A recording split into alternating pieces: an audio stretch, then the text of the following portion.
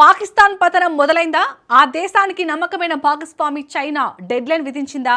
అటు డ్రాగన్ కోరలు ఇటు యూరప్ కొరడా మధ్య నలిగిపోతూ ఇస్లామాబాద్ ముక్కలయ్యే దిశగా అడుగులు వేస్తుందా? తాజా పరిణామాలు అవుననే చెబుతున్నాయి. ప్రస్తుతం పాకిస్తాన్కు బలూచిస్తాన్ అతిపెద్ద సంక్షోభంగా మారింది. చైనా ప్రతిష్టాత్మకంగా భావించే $1 బిలియన్ సిపెక్ కలలు కల్లలయ్యే పరిస్థితి కనిపిస్తుంది. ఒకప్పుడు కంట్రోల్ అనే ఒకే ఒక్క మాటతో ఆర్మీని ఆసీ మునీర్ నడిపించాడు. ఇప్పుడు బలూచిస్తాన్పై మునీర్ అధికారం పూర్తిగా జారిపోతుంది. బెలూచ్ తిరుగుబాటుదారుల దాడులతో గ్వాదర్ పోర్ట్ వణికిపోతుంటే కొద్ది రోజుల క్రితమే బెలూచ్ నాయకులు ఏకంగా స్వతంత్ర దేశాన్ని ప్రకటించుకొని పాక్ గుండెల్లో రైలు పరిగెత్తించారు. అసలు పాకిస్తాన్లో ఏం జరుగుతుంది? చైనా రహస్య లేఖ పాక్ పాలకులను ఎందుకు అంతలా వణికిస్తుంది? Watch story. డ్రాగన్ గ్వాదర్ కలలు అయ్యాయా? పాక్ చైనాకు బలచు పీడకలగా మారిందా? బీజింగ్ను మలక్కా డైలమా వీడే ఛాన్స్ లేదా? కొన్ని నెలలుగా పాకిస్తాన్ వ్యవస్థను అత్యంత ఆందోళనకు గురిచేస్తోంది ఓ సంచలన పరిణామం. అది ఏ బాంబు దాడో, తిరుగుబాటుదారుల దాడో ఏమాత్రం కాదు. అది కేవలం ఒక లేఖ. అవును, జస్ట్ ఒక లెటర్. ఇటీవల ఫైనాన్షియల్ టైమ్స్ పత్రిక సేకరించిన ఒక అంతర్గత లేఖ పాకిస్తాన్ పాలకుల గుండెల్లో రైళ్లు పరిగెడుతున్నాయి. ఆ నివేదిక ప్రకారం బలూచిస్తాన్లో రాగి, బంగారం గనుల ప్రాజెక్టును చైనా నిర్వహిస్తోంది. అయితే అక్కడ క్షీణిస్తున్న భద్రతా పరిస్థితులపైన పాకిస్తాన్కు బీజింగ్ తీవ్ర హెచ్చరికలు జారీ చేసింది. పరిస్థితులు ఇలాగే కొనసాగితే ప్రాజెక్టు మనుగడకి ముప్పు వాటిల్తుందని స్పష్టం చేసింది. దీని తీవ్రతను ఒక్కసారి ఆలోచించండి. ఈ హెచ్చరికలు చేసింది ఏ పాశ్చాత్య సంస్థనో, పాకిస్తాన్లోని ప్రతిపక్ష నాయకుడే కాదు. స్వయంగా పాక్ గడపే ప్రాజెక్టును నడుపుతున్న చైనా కంపెనీయే ఈ ఘాటు హెచ్చరిక చేసింది. భద్రత మరింత క్షీణిస్తే కార్యకలాపాలను నిలిపివేస్తామని నిర్మోహమాటంగా చెప్పేసింది. అందుకే ఇది ఇస్లామాబాద్కు పీడకలలా మారింది. ఎందుకంటే China Pakistan economic corridor CPEC మొత్తం ఒకే ఒక్క ఒప్పందంపై ఆధారపడి నిర్మితమైంది. ఆ ఒప్పందం ఏమిటంటే పాకిస్తాన్ భద్రత కల్పిస్తోంది, చైనా పెట్టుబడులు పెడుతుంది అన్నది. ఇప్పుడు చైనా కంపెనీలే ఆ ఒప్పందాన్ని పాక్ సామర్థ్యాన్ని ప్రశ్నించడం మొదలుపెట్టాయి. దాని పరిణామాలు కేవలం ఆ ఒక్క గనికి మాత్రమే పరిమితం కావు. ఈ ముప్పు ఎంత తీవ్రమైనదో పాకిస్తాన్ తక్షణ స్పందనే మనకు క్లియర్ గా తెలియజేస్తోంది.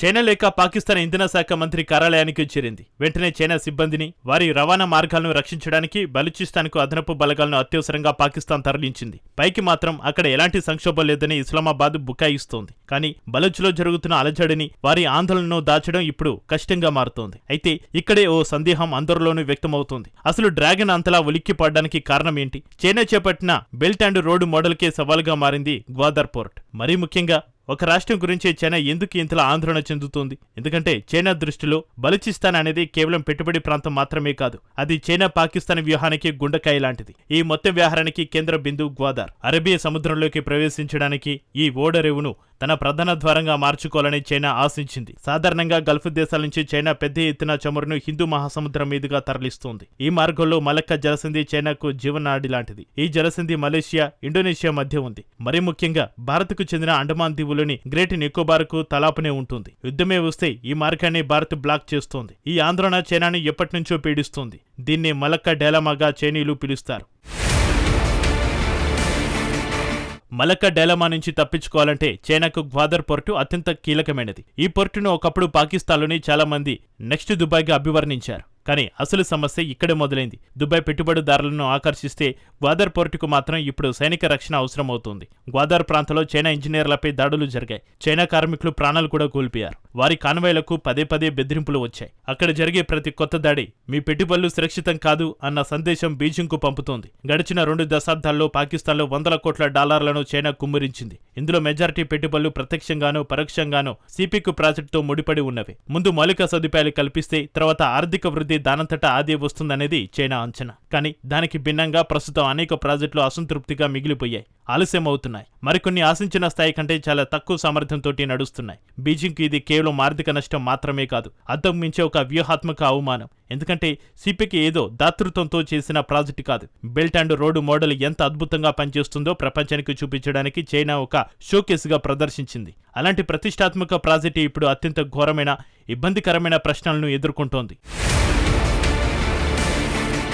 బలూచిస్తాన్లో పరిస్థితులు మరింత సంక్లిష్టంగా మారుతున్నాయి. పాకిస్తాన్లో చైనా పెట్టుబడులకు బలుచు తిరుగుబాట్లు పీడకలగా మారాయి. ఇప్పుడు బలూచిస్తాన్ రాష్ట్రం బెలుచు లిబరేషన్ ఆర్మీ BLAతో పాటు ఇతర వేర్పాటువాద గ్రూపుల నియంత్రణలోకి వెళ్లిపోతోంది. ముఖ్యంగా బలూచిస్తాన్ సహజ వనరులను దోచుకుంటున్నారని రెబల్స్ ఆరోపిస్తున్నారు. తమ వనరులను ఉపయోగించుకుని లాభాలను చైనాకు తరలిస్తున్నట్టు వాదిస్తున్నారు. స్థానికంగా తమ ప్రజలకు ఎలాంటి ప్రయోజనాలు దక్కడం లేదని విమర్శిస్తున్నారు. అయితే రెబల్స్ వాదంతో ఏకీభవించినా తిరస్కరించిన వారి వ్యూహమే బలూచిస్తాన్లో కీలకంగా మారింది.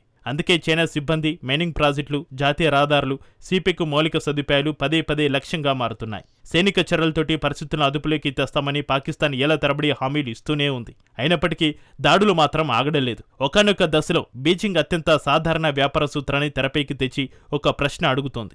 భారీ ప్రాణ నష్టాల ముప్పు ఉన్న చోట పెట్టుబడి పెట్టడం అవసరమా? బహుశా ఈ ప్రశ్నే పాక్ సైనిక నాయకత్వానికి నిద్ర లేకుండా చేస్తుంది. ఇలా చైనా ఒత్తిడి చాలదన్నట్లు ఇప్పుడు పాకిస్తాన్కు మరోవైపు నుంచి సరికొత్త సవాలు ఎదురవుతోంది. అదే ఐరోపా. బలూచిస్తాన్, ఖైబర్ పఖ్తూన్ఖ్వాలో బలవంతపు అదృశ్యాలు, అక్రమ నిర్బంధాలు, మానవ హక్కుల ఉల్లంఘనలపైన EU తీవ్ర ఆందోళన వ్యక్తం చేస్తోంది. సాధారణంగా ఇలాంటి విమర్శలను ప్రభుత్వాలు పెద్దగా పట్టించుకోవు. కానీ పాకిస్తాన్ పరిస్థితి వేరు. ఐరోపా అనేది పాకిస్తాన్కు అతిపెద్ద ఎగుమతి మార్కెట్లలో ఒకటి. ప్రస్తుతం పాకిస్తాన్ EU మధ్య ఉన్న GSP+ వాణిజ్య ఒప్పందం నడుస్తోంది. దీని ద్వారా ఇస్లామాబాద్ భారీగా లబ్ధి పొందుతోంది. ఈ ఒప్పందంతో పాక్ ఎదుగుదలకు ఐరోపా మార్కెట్లో ప్రత్యేక రాయితీలు లభిస్తాయి. సింపుల్గా చెప్పాలంటే పాక్కు అత్యంత అవసరమైన విదేశీ మార్గద్రవ్యాన్ని సంపాదించుకోవడానికి ఈ ఒప్పందం ఎంతగానో తోడ్పడుతోంది. అయితే మానవ హక్కుల ఉల్లంఘనలు ఇలాగే కొనసాగితే EU వాణిజ్య ప్రయోజనాలకు గండిపడుతుందని EU ఇప్పటికే వార్నింగ్ ఇచ్చింది. ఒకవేళ అదే జరిగితే ఇప్పటికే దారుణ స్థాయికి దిగజారిన పాకిస్తాన్ ఆర్థిక వ్యవస్థ మరో కోలుకోలేని దెబ్బ అవుతుంది. ప్రస్తుతం ఇస్లామాబాద్ రెండు వైపుల నుంచి తీవ్ర ఒత్తిడిని ఎదుర్కొంటోంది. చైనాకు భద్రత కావాలి, ఐరోపాకు జవాబుదారితనం కావాలి. కానీ ఈ రెండింటిలో దేనిని సంతృప్తి పరచలేక పాకిస్తాన్ ఇప్పుడు తీవ్రంగా నలిగిపోతోంది. పరిస్థితులను మరింత దిగజార్చుతూ 2 రోజుల క్రితమే మీర్ యార్ బెలుచ్ అనే ఉద్యమ నాయకుడు బలూచిస్తాన్ స్వతంత్రాన్ని ప్రకటించాడు. బలూచిస్తాన్ దేశాన్ని గుర్తించాలంటూ భారతదేశానికి ఐక్యరాజ్య సమితికి విజ్ఞప్తి చేశారు. అంతేకాదు తాత్కాలిక ప్రభుత్వ ఏర్పాటుతో పాటు ఒక జెండాను, జాతీయ గీతాన్ని, ప్రత్యేక కరెన్సీని కూడా ప్రకటించారు. ఇప్పటికే బలూచిస్తాన్లో హింస ముదురుతున్న తరుణంలో వచ్చిన ఈ ప్రకటన వేర్పాటువాది ఉద్యమం ఎంత తీవ్రస్థాయికి వెళ్లడానికి సిద్ధంగా ఉందో స్పష్టం చేస్తుంది.